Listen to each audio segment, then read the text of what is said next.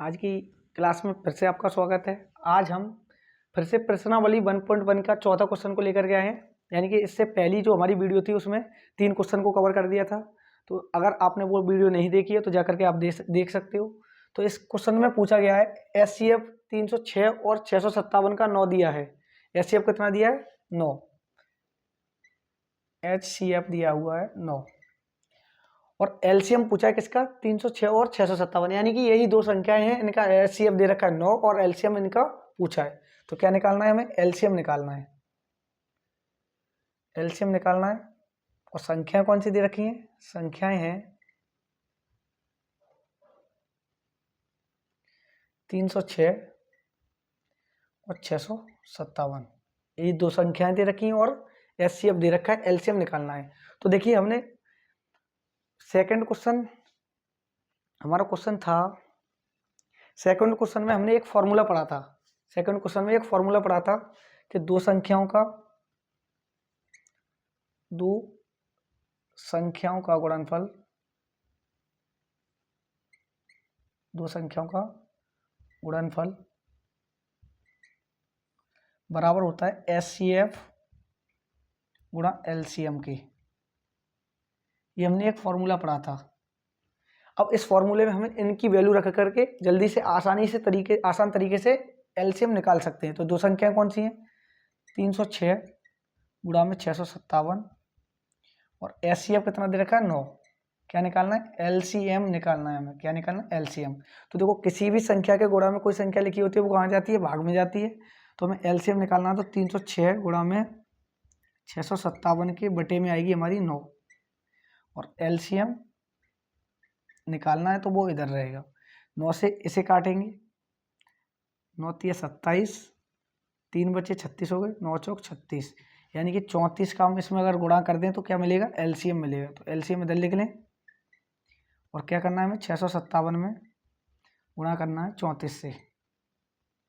34 से 657 में गुणा कर दो, 657 गुणा में 34, 4 सत्ते 28 का 8 हासिल 2, 4 पंजे 20 और 2 22 हासिल 2, 4 छिंग 24 और 2 26, 3 सत्ते 21 हासिल 2, 3 पंजे 15 और 2 17 के 7 हासिल 1, 3 छिंग 18 और 1 19, तो 8 3 और 13 के 3 हासिल 1, 10 और 2 12 के 2 हासिल 1, 22,338। क्या आया?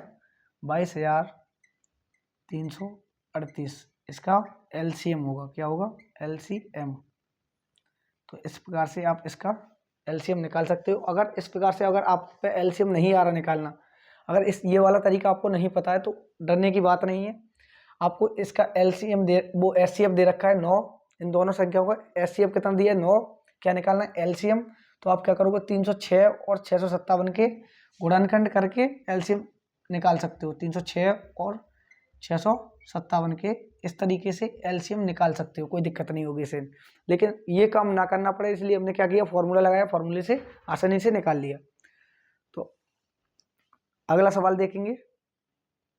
अगला क्वेश्चन है हमारा 5वां, जिसमें कहा गया है जांच कीजिए कि किसी प्राकृतिक संख्या n के लिए संख्या 6 की पावर n अंक 0 पर समाप्त हो सकता है। यानी कि कोई प्राकृतिक संख्या है n, यानी n क्या है? n है हमारी एक प्राकृतिक संख्या। प्राकृतिक संख्या यानी कि प्राकृतिक संख्या कहाँ से शुरू होती है? 1 से शुरू होती है। तो 1 से लेकर के कहाँ तक है? इन्फानाइट तक, यानी 1 2 3 4 ऐसे इन्फानाइट तक चलेगी। तो अगर n की जगह ये संख्याएं हो तो अगर यहाँ पर रखी जाए तो जो इसकी वैल्यू आएगी वो 0 पर समाप्त हो सकती है या नहीं हो सकती, ये हमें बताना है। तो संख्या क्या है हमारे पास? 6 की पावर n, यानी कि 6 की पावर n में अगर n की जगह 1 रखें, n की जगह 2 रखें, n की जगह 3 रखें या n की जगह 4 रखें, तो जो भी संख्याएं आगे आएंगी उनकी जो वैल्यू होगी उनमें लास्ट वाला जो अक्षर होगा यानी 0 पर समाप्त हो सकता है या नहीं हो सकता है, ये बताना है। यानी कि इसका मान आएगा 6, इसका आएगा 36 और इसका आएगा 216 और इसका आएगा 216 में 6 से और गुणा करें हम, 6 छिंग 36, 6 के 6 और 3 9, 6 दूनी 12, 1296। ऐसा है 1296 आएगा इसका आंसर। तो हमें ये बताना है कि n की जगह अगर हम प्राकृतिक संख्याओं को रखें तो यहाँ पर जो संख्याएं आएंगी उनमें जो लास्ट वाला अक्षर होगा, लास्ट वाला जो अक्षर होगा वो 0 पर समाप्त हो सकता है या नहीं हो सकता, ये बताना है हमें। तो इसके लिए हम क्या करेंगे, सबसे आसान तरीका हमारा ये है, ये तो आपको बेसिक सी तरीका है जो मैंने बताया। हमें क्या करना है, 6 की पावर n दी है, यानी कि 6 संख्या को हम फैक्टर के रूप में लिखेंगे, यानी कि इसे इसके जो फैक्टर आएंगे वो 2 गुणा 3 आएंगे। क्या आएंगे, 2 गुणा 3। अब हमें लास्ट वाला अक्षर 0 कब मिलता है वो समझेंगे। देखो लास्ट वाला अक्षर 0 मिलने के लिए यानी कि 10 एक संख्या है, तब इसमें क्या मिलता है, लास्ट का अक्षर 0, यानी हमारे पास 2 गुणा 5 का एक पेयर आना चाहिए, एक जोड़ा आना चाहिए, इससे हमें एक लास्ट का अक्षर कैसा मिलता है, 0। अगर 2 गुणा 5 का एक पेयर है तो एक 0 मिलेगा। अगर दूसरा पेयर भी है हमारे पास 2 गुणा 5 का तो हमारे पास 2 0 मिलेंगे, जैसे कि 2 पंजे 10, 10 दूनी 20, 20 पंजे 100, तो इसका गुणा क्या आएगा, 100 आएगा। और अगर 2 गुणा 5 करें तो क्या आएगा, 10 आएगा। और 2 गुणा 5 गुणा 2 गुणा 5 और एक और बार 2 का 5 में गुणा कर दे तो 1000 आ जाएगा। यानी कि हमें समझ में ये आ रहा है कि हमें ऐसी संख्या चाहिए होगी जिसके पास 2 गुणा 5 का एक जोड़ा होगा, यानी कि एक पेयर होगा। लेकिन हमारे पास संख्या क्या है, 6, और 6 के पास किसका जोड़ा होता है, 2 गुणा 3 का। और 2 गुणा 3 का जब जोड़ा होगा तो हमारे पास लास्ट वाला अक्षर कभी भी 0 नहीं आ सकता है। तो हमें क्या लिखना होगा, इसमें हमें थोड़ी सी लैंग्वेज लिखनी होगी, क्योंकि 6 के अभाज्य गुणनखंड, 6 के अभाज्य गुणनखंड 2 गुणा 3 है, 2 गुणा 3 है। इसीलिए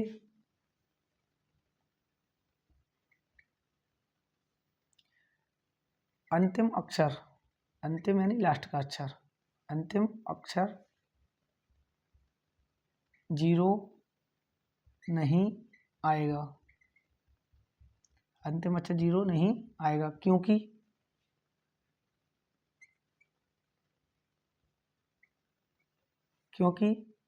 अंतिम अक्षर 0 के लिए, अंतिम अक्षर 0 के लिए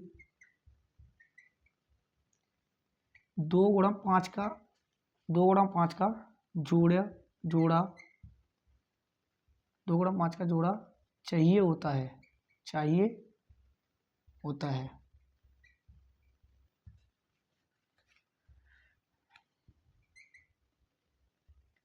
इसलिए लास्ट वाला अक्षर 0 नहीं आएगा, क्योंकि 2 गुणा 5 का हमारे पास कोई भी पेयर नहीं है।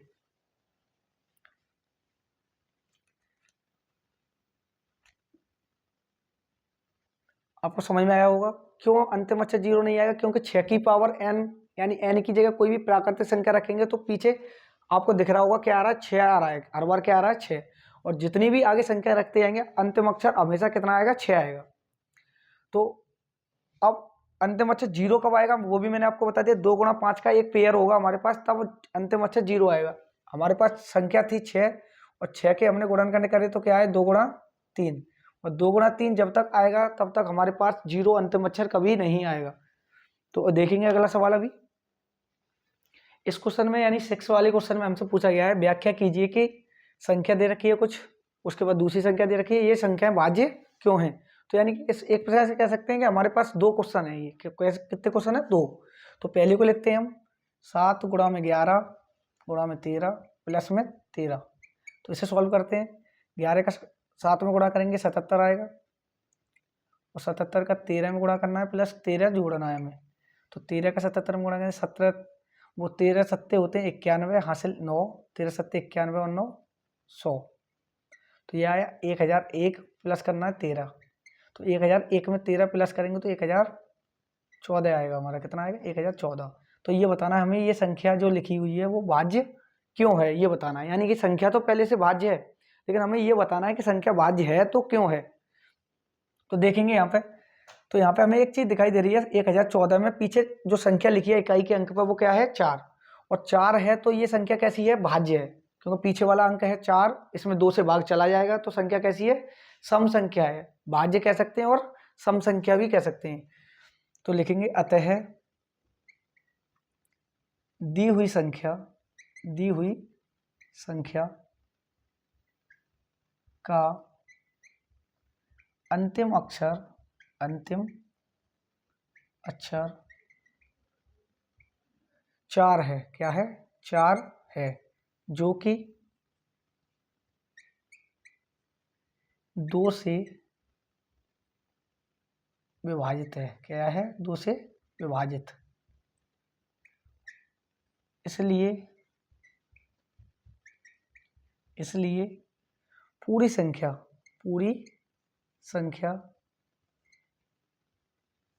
2 से विभाजित हो जाएगी। और 2 से पूरी संख्या विभाजित हो जाएगी तो संख्या कैसी होगी? सम होगी, या कह सकते हैं भाज्य संख्या होगी। कि जब सम होगी तो कैसी होगी? भाज्य होगी। तो लिखेंगे अतः संख्या भाज्य है। कैसी है? भाज्य है। किस वजह से भाज्य हुई है? क्योंकि संख्या 2, पिछले जो संख्या का अंतिम अक्षर था वो 2 से विभाजित हो रहा था, और 2 से जो संख्या का अंतिम अक्षर विभाजित होता है, पीछे वाला लास्ट वाला अक्षर जो 2 से विभाजित होता है, वो संख्या कैसी होती है? सम संख्या होती है। और सम संख्या है तो कैसी संख्या होगी? भाज्य संख्या होगी। और उसका दूसरा पार्ट करते हैं जो दे रखा है पीछे। तो 7 गुणा में 6 गुणा में 5 गुणा में 4 गुणा में 3 गुणा में 2 गुणा में 1 प्लस 5। तो ये पीछे वाली संख्या को जोड़ना है, बाकी सबका गुणा करना है। तो देखेंगे, देखो इन दोनों का एक साथ में गुणा करते हैं, और आसान करने के लिए कर रहे हैं। जो भी कर रहे हैं हम, वो क्वेश्चन आसान हो जाए इसलिए कर रहे हैं। ठीक है? तो ये मत सोचना क्यों करा जा रहा है ऐसे। आप चाहो तो वैसे भी कर सकते हैं। ठीक है? 7 6 42 करें इसे, 5 चौके 20 करें, और 3 दूनी 6। पीछे वाली संख्या क्या करनी है? हमें जोड़नी है। जब देखो 3 दूनी 6 हो गया यहाँ पे, और 6 का 1 में गुणा करेंगे तो 6 ही आएगा। ठीक है? इसलिए हटा दिया वो 1। अब आगे करेंगे, 42 का गुणा 20 में करेंगे तो 42 दूनी होते हैं 84। एक 0 लगा देंगे, गुणा में 6 लिखेंगे, प्लस में 5 लिखेंगे।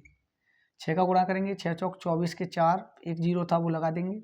6 चौक 24 के 4 हासिल 2, 6 8 48, 48 और 2 50। तो ये 5040 प्लस करेंगे 5, तो ये आया हमारा 5045। 5045 में आपको ये दिखाई दे रहा होगा पीछे इकाई का अंक कितना है? 5। जब भी हमारे पास इकाई का अंक 5 होता है तो वो संख्या पूरी किससे विभाजित होती है? 5 से विभाजित होती है। तो लिखेंगे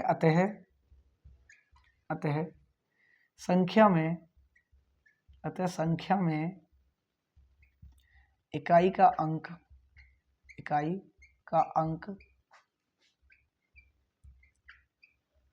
5 है। क्या है? 5 है। इसलिए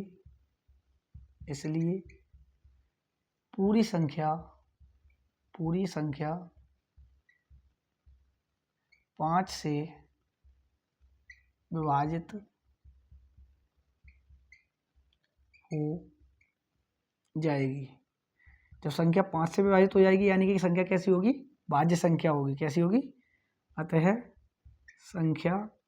अतः दी हुई संख्या भाज्य है। अतः दी हुई संख्या कैसी है? भाज्य है। अतः दी हुई संख्या भाज्य है।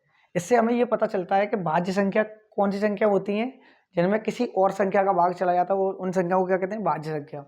अगर आप लोगों को ये इन चीज़ों को समझने में दिक्कत हो रही है कि सम संख्या और भाज्य संख्याएं या भाज्य संख्याएं क्या होती हैं, तो इसके लिए आपको संख्या पद्धति की मेरी जो क्लासेस पड़ी हुई हैं उसे आप जा करके देख सकते हो। उसे इसी वीडियो के डिस्क्रिप्शन में मैं डाल दूंगा, जिससे आपको देखने में आसानी होगी। तो आपको ये क्वेश्चन समझ में आया होगा। आगे देखते हैं ऐसे ही। अगला हमारा क्वेश्चन है 7, जिसमें हमसे पूछा गया है किसी खेल के मैदान के चारों ओर, यानी कि कोई खेल का मैदान है। मान लो ये खेल का हमारा मैदान है। ये क्या है? खेल का मैदान। यह है खेल का मैदान। तो किसी खेल के मैदान के चारों ओर एक वृत्ताकार पथ है। एक वृत्त के आकार का क्या है? पथ है, यानी कि रास्ता है। मैदान के चारों ओर एक वृत्त के आकार का पथ यानी रास्ता है। इस मैदान का एक चक्कर लगाने में सोनिया को 18 मिनट लगते हैं। यानी कि कोई लड़की है हमारी सोनिया, लड़की का नाम क्या है? सोनिया। सोनिया है उसे कितना टाइम लग रहा है, उसे लग रहा है 18 मिनट का टाइम। कितने मिनट का? 18 मिनट लगते हैं। जबकि इसी मैदान का एक चक्कर लगाने में रवि को 12 मिनट लगते हैं। कोई लड़का है रवि, उसको कितना मिनट लग रहा है? 12 मिनट का टाइम लग रहा है। यानी कि ये क्या दिया है, टाइम दिया है कि एक चक्कर लगाने में सोनिया को 18 मिनट लग रहे हैं, रवि को 12 मिनट लग रहे हैं। तो आगे क्या कह रहे हैं, मान लीजिए वे दोनों एक ही स्थान और एक ही समय पर चलना प्रारंभ करके एक ही दिशा में चलते हैं।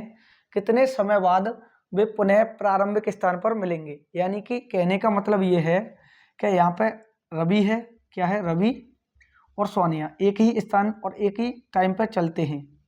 रवि और सोनिया जो हैं वो एक ही स्थान पर और एक ही समय पर चलना प्रारंभ करते हैं। तो सोनिया को 18 मिनट लगते हैं एक चक्कर लगाने में और रवि को 12 मिनट का टाइम लगता है। यानी कि रवि जल्दी चक्कर लगा लेता है और सोनिया थोड़ा लेट चक्कर लगा पाती है। यानी कि रवि यहाँ पर वापस कितने मिनट में आ जाएगा, 12 मिनट में आ जाएगा। और सोनिया कितने मिनट में आ पाएगी, 18 मिनट में।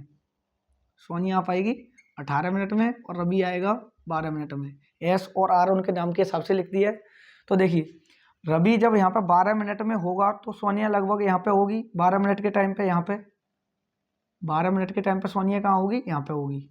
और जब 18 मिनट में यहाँ आएगी तो रवि क्या करेगा, अपना दूसरा चक्कर लगाना शुरू कर देगा। तो रवि लगभग मान लो यहाँ पहुँच जाएगा तब तक। और जब रवि दूसरा चक्कर लगाएगा तो रवि यहाँ पे होगा, चक्कर लगाने के बाद सोनिया यहाँ पे होंगी। ऐसे ही धीरे धीरे करके रवि एक चक्कर ज़्यादा लगा लेगा सोनिया से और यहाँ पर प्रारंभिक स्थान पर दोनों मिल जाएंगे। तो हमसे चक्कर नहीं पूछे गए, हमसे पूछा गया समय, हमसे पूछा गया टाइम। यानी कि कितने टाइम बाद सोनिया और रवि एक ही जगह पर दोबारा से मिलेंगे। तो हमें ये निकालने के लिए क्या करेंगे हम, देखो इसे निकालने के लिए एक चीज़ समझनी होगी आपको। रवि 12 मिनट का टाइम ले रहा है, सोनिया 18 मिनट का टाइम ले रही है। तो जब ये चक्कर लगाएंगे यानी रेस लगा रहे हैं, और रेस लगा रहे हैं तो जल्दी से जल्दी चक्कर लगाने की कोशिश करेंगे। और जल्दी से जल्दी चक्कर लगाने की कोशिश करेंगे यानी कम से कम टाइम लेने की कोशिश करेंगे। और कम से कम टाइम की बात आई जैसे ही, किसकी, कम से कम, कम से कम, कम से कम का मतलब होता है लीस्ट, लीस्ट मतलब कम से कम। और जब भी हम एलसीएम पढ़ा था, हमने कभी भी पढ़ा होगा एलसीएम, तो उसमें हमें सिखाया जाता है कि एलसीएम की फुल फॉर्म होती है least common multiple. Least common multiple, least का मतलब होता है छोटे से छोटा यानी कम से कम। तो हमें इन दोनों का क्या निकालना है, एलसीएम निकालना है। क्या निकालना है, एलसीएम। तो 18 और 12 का निकालेंगे क्या, एलसीएम। और 18 और 12 का जो भी एलसीएम आएगा यानी कि वो एक कॉमन संख्या आएगी निकल के, क्या आएगी, कॉमन संख्या। और उसी कॉमन संख्या के यानी कि उसी के अकॉर्डिंग हमें ये पता चलेगा कि कितने टाइम के बाद रवि और सोनिया एक ही स्थान पर मिलेंगे। तो 12 और 18 का निकालेंगे एलसीएम। तो 2 से करेंगे 9 और 6, फिर 2 से जाएगा इसमें 6 में तो 3 बार जाएगा, 3 से करेंगे 3 बार और ये 1 बार, फिर 3 से 1 बार। तो इसका जो एलसीएम आएगा वो कितना आएगा, एलसीएम 2 गुणा में 2 गुणा में 3 गुणा में 3, 2 दूनी 4 तिया 12 तिया 36। तो एलसीएम आया 36। यानी कि 36 मिनट के बाद सोनिया और रवि, अतः सोनिया और रवि,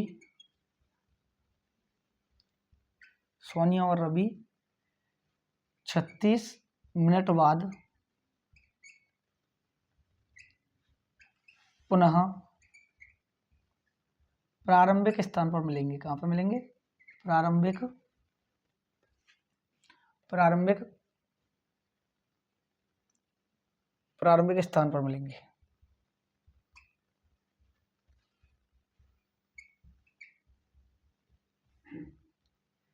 ये इस क्वेश्चन का आंसर है, बिल्कुल ठीक है।